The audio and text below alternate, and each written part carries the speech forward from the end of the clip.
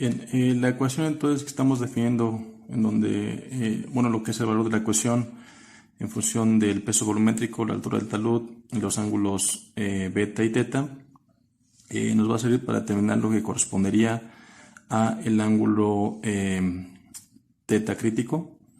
Ya no voy a desglosar todo lo que correspondería a este análisis.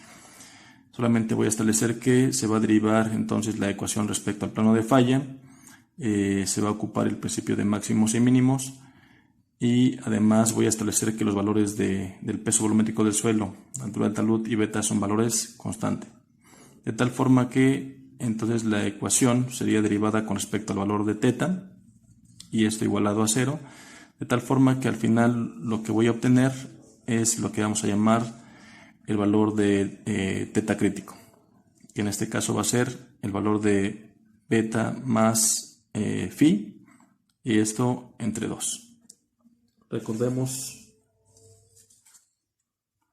que aquí en lo que correspondería a la imagen de mi talud, tenemos la incógnita de cuál es el ángulo que voy a definir como teta, ya que sabemos que este puede variar desde un valor pequeño, a lo mejor 10 grados, 20 grados, e irlo elevando hasta un valor cercano a beta. ¿Okay? La importancia es saber cuál es el ángulo teta que tengo que indicar para que se desarrolle o se genere la condición más crítica en mi talud.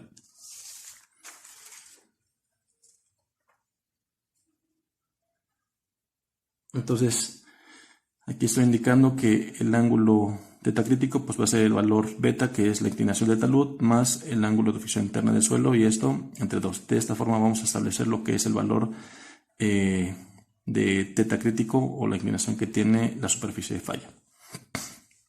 Bien. Además vamos a establecer otras ecuaciones. Aquí estoy indicando entonces que esto va a definir la ecuación 4. Y si ya conozco teta crítico, entonces el valor de la ecuación respecto a la ecuación que estoy indicando aquí arriba, va a ser definida como el peso volumétrico peso volumétrico por h entre 4, que multiplica a un parámetro que está en función de los ángulos beta y phi, y de esta forma solamente voy a despejar el valor de h.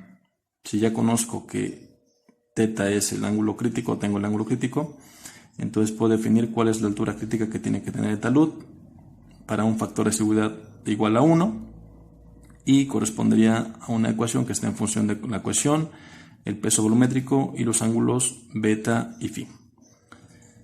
Entonces los aspectos importantes que tenemos que identificar aquí pues son lo que sería la altura crítica, donde el factor de seguridad sería de 1. Bien, y vamos a indicar un ejemplo bastante sencillito, donde tenemos una masa de suelo. Este esquema no está a escala. Tenemos un talud que se conforma por un suelo que tiene un comportamiento cohesivo friccionante, y estoy indicando una altura h, para que no se confunda. Bien, ahora otra vez dos preguntas serían: ¿cuál es la altura crítica que tendría el talud cuando el factor de seguridad es de 1? Esto para un factor de seguridad de 1. Y la segunda pregunta es para un factor de seguridad un poquito mayor, de 1.5, ¿cuál sería la altura que tendría que tener el talud? Entonces, aquí ya definí una ecuación que establece cuál es la altura crítica cuando el factor de seguridad es de 1. Lo único que estoy haciendo es sustituir los valores y obtengo que la altura crítica para una condición en la cual el factor de seguridad es de 1, el valor de lo que es h, o la altura del talud, es de 8.27. Mientras que cuando tenemos un factor de seguridad de 1.5, ahora ¿qué es lo que tenemos que hacer? Tenemos que castigar lo que serían los parámetros de resistencia al esfuerzo cortante del suelo, la ecuación de la fricción interna. Aquí lo estoy indicando como C, admisible, o ADM, donde la cohesión que tiene el suelo la voy a dividir o castigar con un valor de 1.5.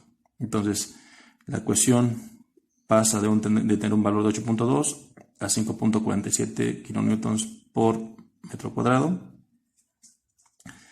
Y la tangente de phi admisible va a ser la tangente de phi entre el factor de seguridad, que sería tangente de un valor de 12 grados entre 1.5.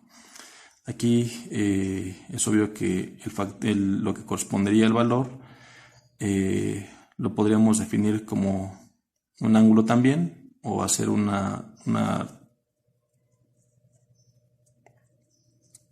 aplicación para definir el ángulo phi, y ese sería un valor de 8.06 grados.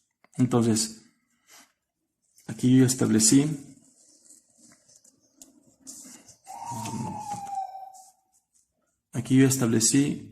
un valor o una ecuación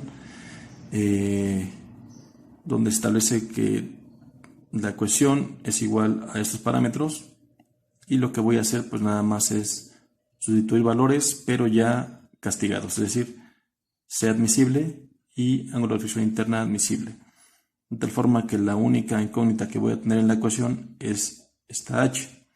Entonces doy solución o sustituyo todos los valores y despejo a h, y el valor que voy a obtener de la altura crítica para un factor de seguridad de 1.5 pues va a ser de 4.5. Entonces, por obvias razones, o si nos damos cuenta, cuando tenemos factores de seguridad más altos, la altura del talud se empieza a reducir para que tenga una condición de estabilidad mayor. Es decir, si yo indicara que el factor de seguridad tiene que ser de 2, entonces eso conllevaría a que la altura del talud pues sea menor ahora a 4.5.